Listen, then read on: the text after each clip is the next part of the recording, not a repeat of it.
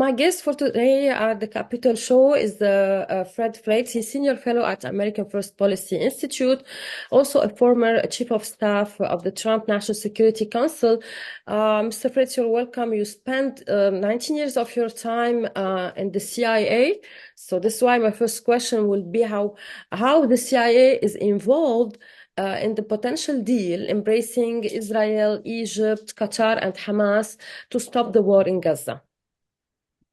It's a pleasure to be here, and that is an interesting question because CIA Director William Burns has been involved in some fairly substantial talks in Qatar and in Paris to bring about a peace agreement. And I think that's led people in the region and around the world to wonder whether American intelligence is somehow meddling or involved in this process. But that's not the case. Mhm. I've known William Burns for many years. He's a very capable diplomat. And the reason Biden has deployed him is not because he's an intelligence officer, but because he has decades of experience in national security and with the State Department. Biden has a large national security team, but in terms of negotiations, even though Burns is Mhm. at the CIA, he's probably Biden's best diplomat. Perfect. So there is a role of the CIA concerning the hostage for ceasefire agreement. I think that there is a deal that is expected to be announced soon between Israel and Hamas.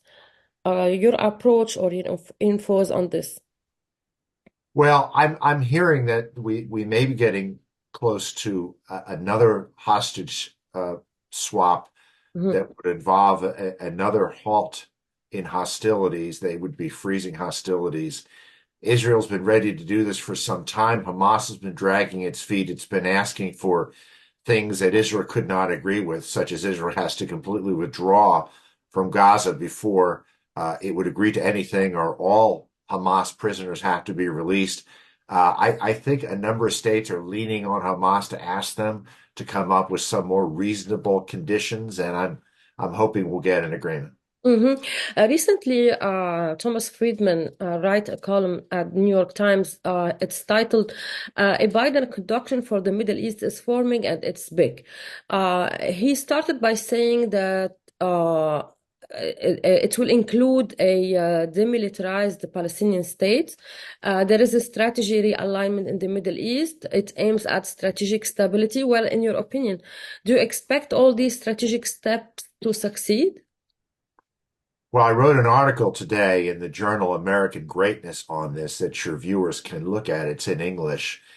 I thought this was a very unrealistic proposal. We all would like to see a Palestinian state, a free and peaceful Palestinian state. Apparently, the Biden administration wants to push for a demilitarized Palestinian state run by a reformed Palestinian Authority. I don't know how we would get there because the Palestinians won't agree to disarm. Mhm. Gaza will not agree, the Hamas will not agree to not be in the leadership of a new Palestinian state, and Israel would never accept it if it would be. And it's something that I don't see that Palestinians agreeing to, and Israel has ruled out the two-state solution for the time being. And I know the Biden administration wants this, but it seems counterproductive to Mhm. keep throwing up an idea that our close ally has rejected. I think this is, frankly, I think this proposal was put forward for domestic political reasons in the United States to help Biden win the election. I don't think it's a serious proposal. Agreed. Let's talk about the front in Syria. It seems that it's becoming hostile to the Americans. Do you foresee an increase of the numbers of drones attacks, especially like the similar to what happened in the Syrian-Jordanian border area last week? Well, maybe we're at a pivotal point right now. But Biden has said there'll be a substantial U.S. response retaliation for the attack on the U.S. base in Jordan that killed U.S. soldiers last weekend. We're expecting that retaliation any day now. It could be today. I'm hoping it will be substantial enough that the Iran-backed militias in Iraq and Syria will cease their attacks on U.S. bases. And if it isn't substantial enough, I think these attacks will continue and will expand. The Biden administration knows that, And I think they have to target the leadership of these groups. They have to also target any Iran Revolutionary Guard personnel in Syria. The problem is they have telegraphed this attack in advance through the press. And I'm afraid that the backers of these attacks, they've all left the country or they're in hiding. It will be hard to strike them with airstrikes. What about Iraq? It seems the attacks keep going there against U.S. troops, and the United States, even after the U.S. strikes against pro-Iranian bases or militia in that country. What is the future of the U.S. troop in Iraq? Well, I don't think that support in Congress will continue if these attacks continue. And so I think this counterattack from the U.S., which will be in Iraq and in Syria, is going to have to be fairly substantial. We're hearing word that some Iranian-backed militias have decided to stop attacking American bases. I find that hard to believe. I hope it's true. I hope there is a change. But Mm. I believe Iran is orchestrating this. Iran is the head of the snake that Yeah. is pushing all this instability and these attacks that is destabilizing the region. And my hope is that they will stop this activity because I don't think it's in Iran's interest to start another regional war. Yeah. Can you please give us an assessment about how dangerous the Houthis are, or the anti-craft missiles of the Houthis in Yemen are dangerous? Can this pose a real threat to the Americans' Air Force?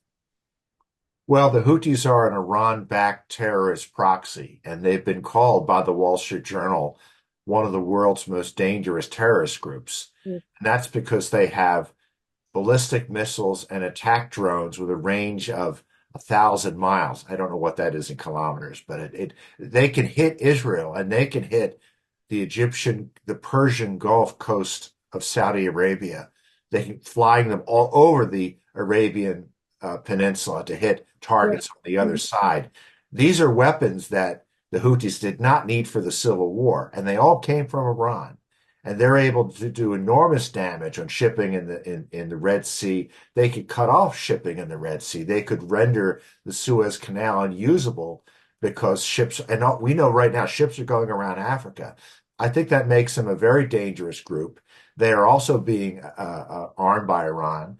The U.S. has counterattacked against the Houthis 12 times since early January, and the Houthis keep firing missiles. And I think one reason is that the U.S.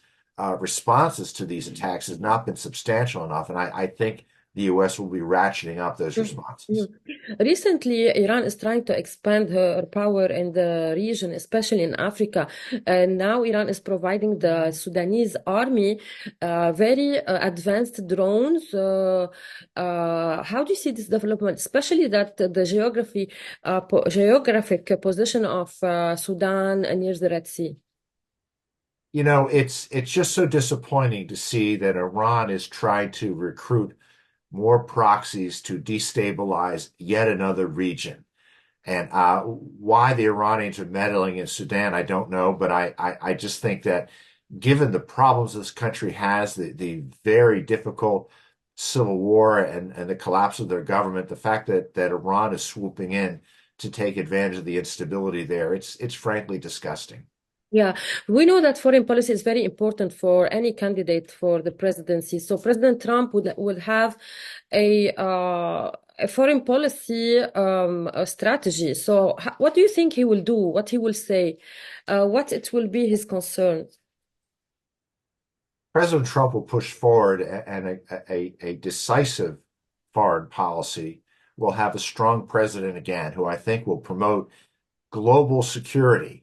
There's going to be a very strong commitment to America's allies in the Middle East, to our allies in the Gulf region, to Saudi Arabia. I think the relationship between the Crown Prince and President Trump will be incredibly positive, and I believe the Crown Prince is looking forward to that. He can't say that, of course, for political reasons. But we know our friends in the region have been frustrated at the weakness of Joe Biden, at his criticism of the Saudi regime. I'm embarrassed about that. The U.S. shouldn't be treating an ally that way. The U.S. has not treated Israel very well either under this president. There'll be big changes. We'll have a president who knows who his friends are, who will be strong and decisive and stand up to rogue states like North Korea and China and Iran. Yeah, thank you so much, Fred Fleitz. You made complex national security issues very simple. Thank you for your time. Good to be here. Thank you. Hey, Maria Malouf here. Please click to like and subscribe to Maria Malouf TV YouTube page and catch our hottest interviews and most compelling analysis. You will not get it anywhere else.